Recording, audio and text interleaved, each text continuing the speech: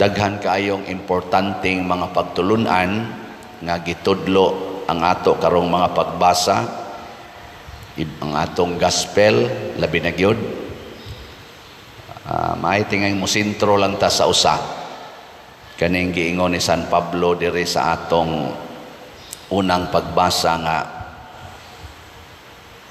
ang mensahe kay ang mensahe din ingon siya dire, si Kristo wala magpadala kanako aron ako mamunyag, kundili aron magsangyaw sa maayong balita, dili ginamit ang mga pulo nga lisod sabton aron dili mawagtang ang gahom sa kamatayon ni Kristo didto sa krus. Kining gahom sa kamatayon ni Kristo sa krus mao ni ang sentro sa mensahe sa simbahan dinhi sa kalibutan. Sige lingi ay mong tupad ing namutuo ka nga kung bitayo na ka sa krus mahimo kang gamhanan. Ing na ko no, ing na bang bitayo na ka sa krus, mutuo ba ka nga mahimo kang gamhanan? Ha? Ang krus nagsimbolo sa kahuyang, nagsimbolo sa kamatayon, nagsimbolo sa kasakit, nagsimbolo sa pagka kaning ubos, way gahom, helpless. Pero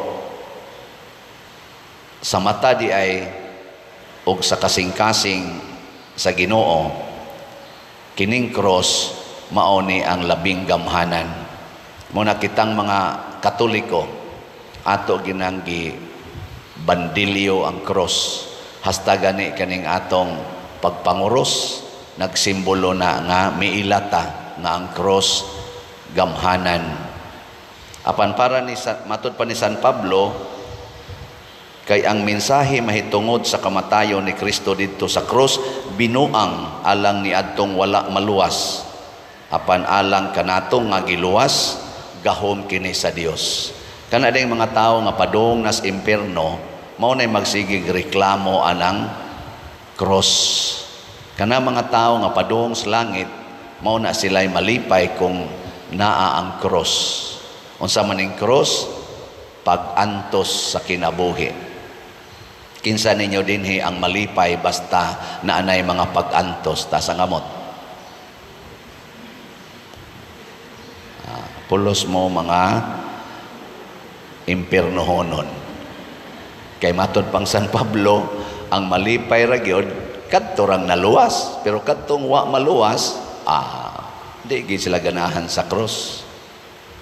Mao bitaw nga si Kristo, mga apostoles hasta mga propeta, pagsangyaw gid nila sa pulong sa Ginoo, kasagaran gid nila gipangpatay. Si Kristo sa ningon sa siya mga apostoles, kung sundo ninyo ang akong gisulti nga isangyaw ang maayong balita nga mao ang kamatayon diha sa krus, ang gahom niining maong kamatayon, kontrahon mo sa tibuok kalibutan. Kontrahon, masuko ang kalibutan. Pero musikat sa noon tag masuko kay i-post man ta sa social media. Bitaw, ngano man masuko man kalibutan, kay si Kristo nagsulti man nga kung tamparuson imong pikas aping, ipatamparos ang pikas. Mao man na ang cross. Kana bang malipay ka kung dunay mo tamparos nimo? Kung dauton ka mo, kung biay-biayon ka mo, kung lutuson ka mo, paglipay. Disayunan ka ana, paglipay. Bekin sa man ninyo din hibi, malipay nga, lutuson ka, biay-biayon ka, bugal-bugalan ka, dauton ka, malipay mo na. Pero si Kristo niyon paglipay, moingon gina ang mga taga-kalibutan nga binuang man na. Mo na nga niingon si Kristo para sa mga tao nga wa maluwas kanang ni argis kalibutan ang panghuna-huna, binuang ang cross. Matod pag diri sa dayong katapusan sa sulat ni San Pablo, niingon diri, apan ang mga Hudiyo nagkinahanglan og mga milagro aron motuo sila, milagro. Og ang mga Griego nanginahanglan og kaalam. Apan alang kanamo, nagsangyaw kami kang Kristo nga gilansang sa krus, og kining mensahia wala kahimut-i sa mga Hudiyo og giilang binuang sa mga dili Hudiyo. Yan ay nindot kayong ending. Apan alang ni adtong gitawag sa Dios, Hudiyo siya o dili Hudiyo or Filipino, si Kristo mao ang gahom ug ang kaalam sa Dios.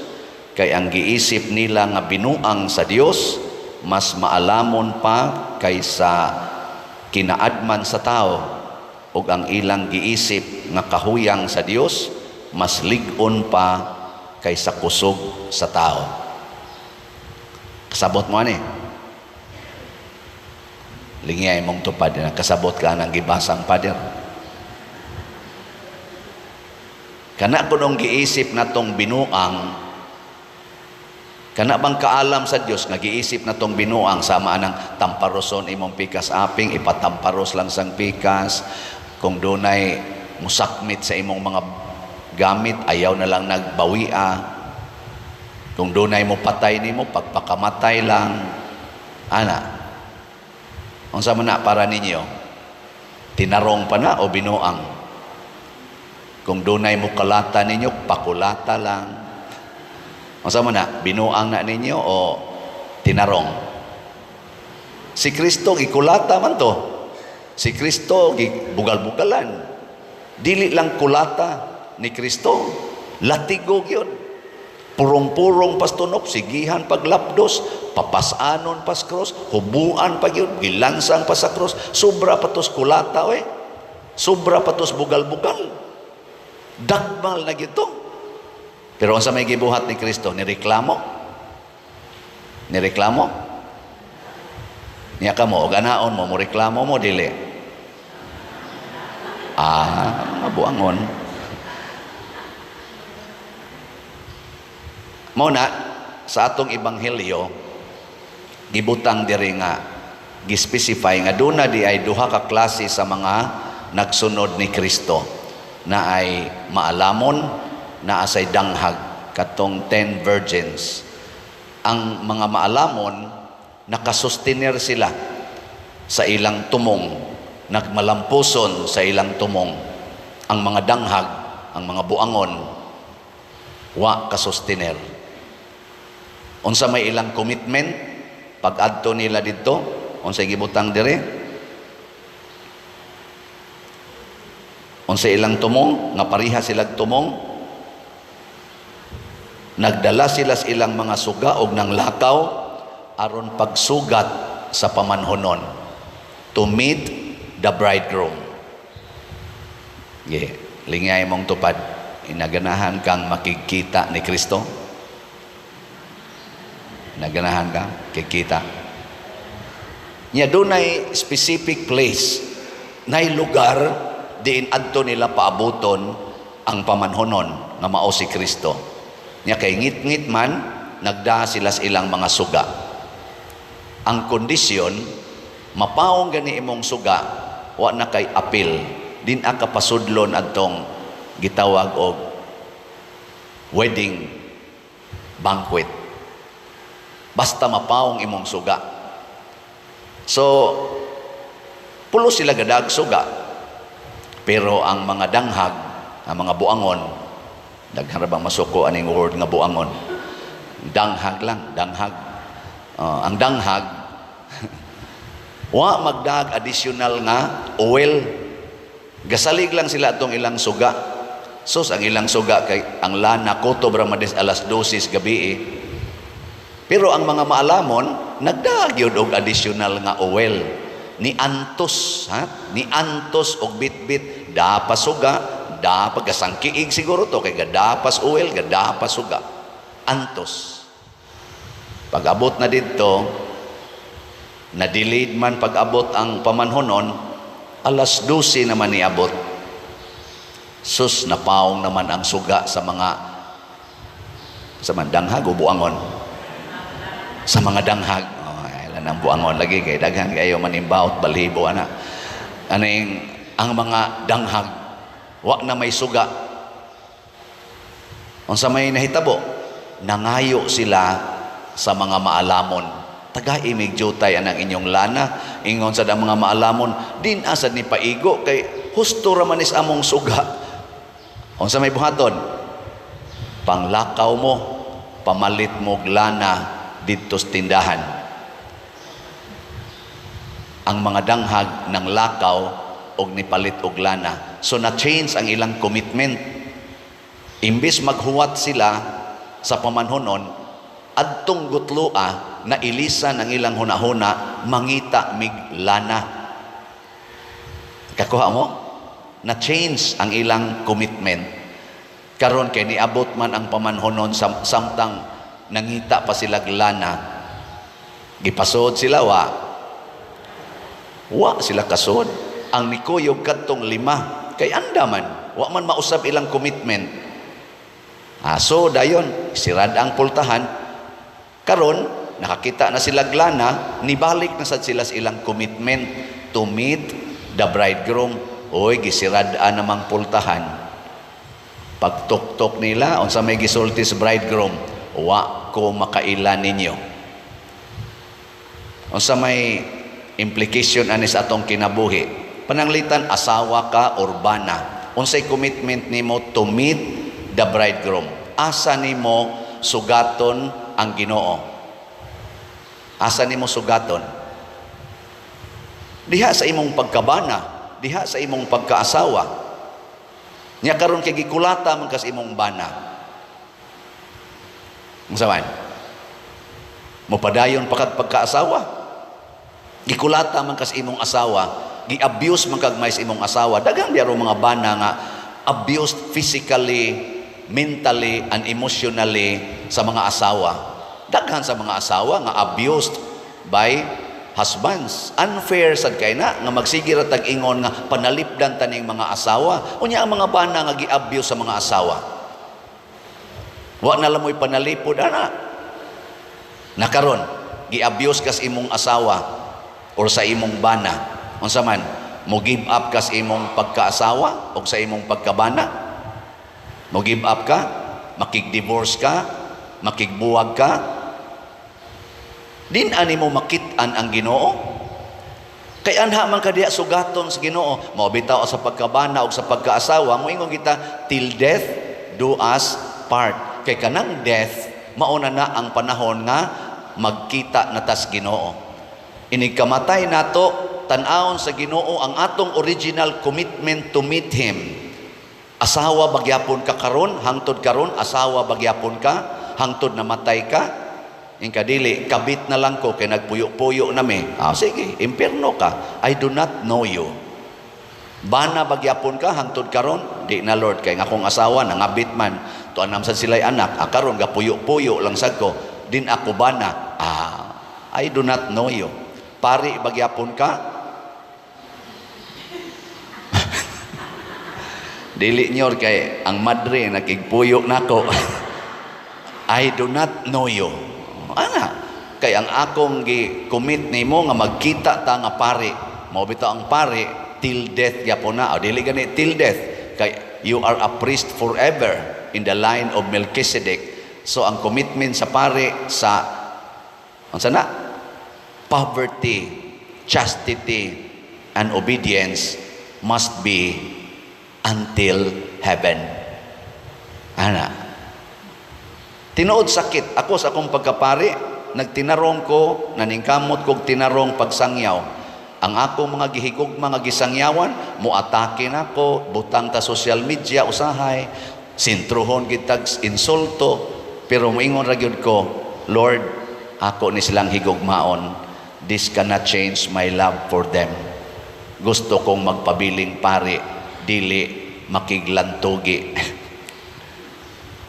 Kay matud pa diri sa atong suwat ni San Pablo, ningon siya diri, busa unsa man unyay kapuslanan sa mga maalam ug sa mga makinaadmanon ug sa mga batid sa lantugi nining kalibutana.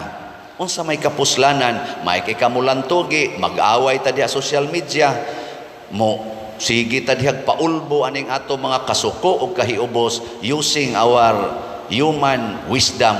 Unya di ay wa na di ta mohaom sa divine wisdom and power. Ug unsa man na ang pag-antos. Mao bitaw nga antos lang sad ta. May daghang mo text nako, pader sa imong gibati ron aning sitwasyon na nako malipayon, wa day ka maguol, guol. Wa day ka sakit, sakit. Unya, unsa may imong buhat ron? Relax. Kay part man aron ko makapadayon. Ako naman ning gipangandaman. Ako naman ning gitagan-an og lana. Og unsa man nga lana, ako ning antuson ang akong kinabuhi nga gisudlan. Mo biya nay akong commitment adtong 1995. Kaya pagka 1995, mautoy akong tuig nga muminyo unaon ta ko sa akong uyab. Buutan, guwapa, bright, jusnon, faithful, responsible woman. Murag makaingon kong wala na akong hahanapin pa sa isang babae. Tuana niya tanan. Pero pag sud sa desire nga magpare, akong gitimbang-timbang magminyo, magpare, magminyo, magpare. O ang katapusang point nga akong gihimong basihanan kung unsay final decision ako, ang akong gipangutanas, akong kaugalingon, niingon ko, asa man ko gustong mag-antos. Wa ko mangiingon nga, asa man ko gustong malipay sa pagkaminyoon o sa pare. Ang akong point of reference to finalize my decision, asa ko gustong mag-antos. O dinhi, pagdaan ako aning parokyaha, wa dang tigpila ka tuig, at takihon dahin ko sa akong mga gimahal dinhi. Di ba? Hilak sa ko ato. Karon sangyaw kog maayo, sikat-sikat social media, nagsigitag baligyag slots, daghan kay namalit diha sa social media, lipay kay ta, hastang atong archbishop, lipay kayo. Salamat nga nisikat ka sa social media kay nakahuman din tas kapilinya, nakasulisit ag dagkong amount, millions of pesos tungod aning akong pagkasikat sa social media. Pero dinhirasad sa social media, giatake ko sa mga wa kauyon ako. Sakit. Pero ingon ko, mauna ni. Ako na ning gipangandaman. Yan, ingon sa dayon ang Ginoo, napay sobra pa ana. Nako napabitaw Lord. Ingon din siya nga, pangandam-daan. Andam na ko daan na. Relax ra. Kana bang makaingon ra gyud ta, this cannot change my love for you. Muna kung ikaw asawa, kulataho na kas imong bana, mo ingon din ka, nangandam na ko ani. This cannot change my love for you. Ikaw sad bana, kulataho na kas imong asawa, budhian na kas imong asawa, maingon ka, dugay ko na ning gipangandaman. This cannot change my love for her. I can remain a faithful husband or wife to my unfaithful spouse. I can remain a faithful priest to you, people of God, bisan pa ninyong mga masaman, buangon, danghag. Ay lagi ng buangon kay daghang ma-rattle ana. Bisan pas mga danghag.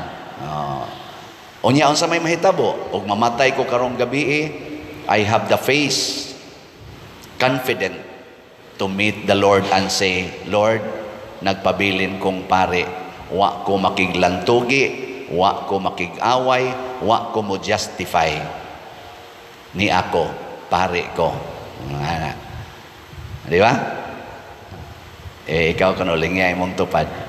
Na gusto kang magpabilin sa imong commitment. Na ka. Pabilin ka? Bantay ka diya. Og di ka magpabilin, mahimo jud kang unsa man, buangon, danghag. Manindog na ta mga maalamon.